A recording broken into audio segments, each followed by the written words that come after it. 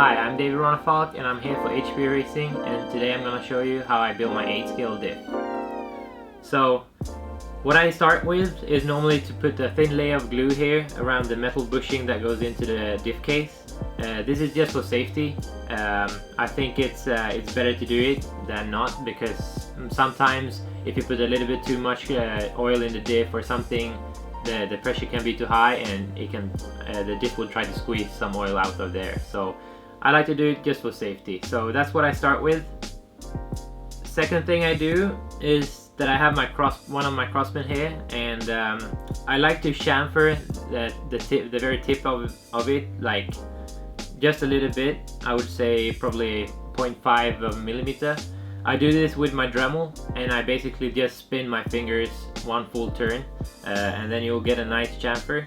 And what this do is that it will help you when you install the cross pins into the diff case, so they will slide down there very easily. So bearing is on the diff case, and I also installed the O-ring on the inside, and it's time to push the outdrives in there as well. So for this I use the lithium grease for XTR. I really like the grease, and I think it lasts very long, and I think this goes over all the greases from XTR, so try it out and see what you think. But yeah, I apply quite a lot of grease, and I really like to put it in the groove of the outdrive, so if you get it in there, it stays there for a longer time, and the outdrive will run very smooth and freely in the diff case. So I do that, and I lock it with a pin on the inside.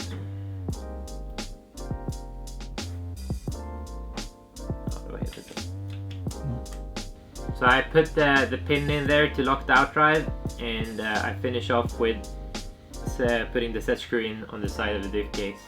Here you want to be careful, because you don't want to put the set screw too far into the diff case, because then it might lock the gears on the inside. So you just, like, as soon as you see it inside the edge of the diff case, it's good enough. And after I finish off by using the X-Acto knife here and remove the little bit of plastic, so you have a smooth area here on the outside. I prepared the ring gear side here before. I used the same procedure for that one. So now it's time to put some oil inside, and my standard setup for this year has been 7-10-3. I changed this a little bit from running the AK tires in the past. Now with the Jconcepts, I feel like I have more side bite, so I need the car to rotate more, so that's why I have gone up a lot in the center compared to before. So yeah, 7-10-3 is my base. That's what I start to when I get to a new track. So this is the front diff, and I'm gonna put the 7000 in here right now. So I start doing a little bit of oil before I put the first planet gear inside here, and in that way I know the oil will for sure be under it, and also in the grooves that is on the underside of the planet gears. So after the planet gears is installed, I install the first cross pin, and after that I like to add a little bit more oil before putting the second cross pin in there. I have some oil here behind the gear, so in the groove right there where you push the cross pins down. Second cross pin goes in, and they fall in so easily when you make that chamfer on the pin, so I really recommend you to try that out. I really like it. I add a little bit more oil. It's better to put a little bit more than is needed, because then you can always remove it in the end. So after both cross pins are in there, I put the second planet gear on the top here, and I like to add a little bit more oil here on the top of the planet gear. So like this, I like to wait for a couple of minutes just to make sure the air bubbles goes out of the diff. So I'll get back to you in a second.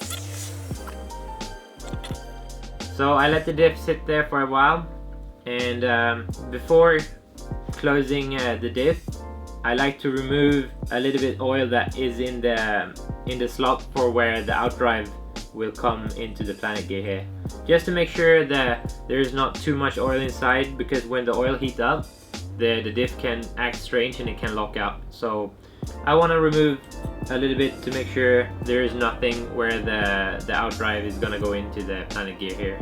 the diff build is almost complete. You just need to put the sealing on there and then close the diff with the ring gear and the 4 screws.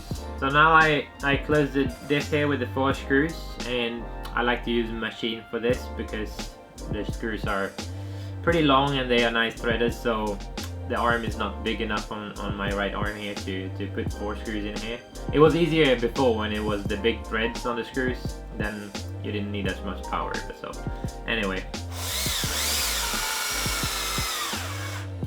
so I don't tighten the screw all the way. I like to leave just a little bit before closing all 4 screws together. So what you have to think about when you put the 4 screws inside is that you wanna do first screw on this side, then go over to the opposite side of that screw. In that way, you know the diff ring will be closed in the proper way. So 4 screws are in there, and I left just a few turns before they are tightened. So that I do with a normal screwdriver in the end. So the diff build is complete. And last thing is to add the shim here, and as I've used these gears quite a lot and they ran very freely on the drivetrain, I like to shim the diff a little bit tighter. I explained this in one of my past videos, so if you haven't seen how to shim your 8-scale diff, go ahead and check that out. You'll find it in my YouTube channel. So yeah, I want to put this shim on the ring gear side this time because the gears are a little bit more worn, just to shim it a little bit closer to the pinion gear. And after that, you're pretty much set. So hopefully you liked the video, and make sure to check out the next one.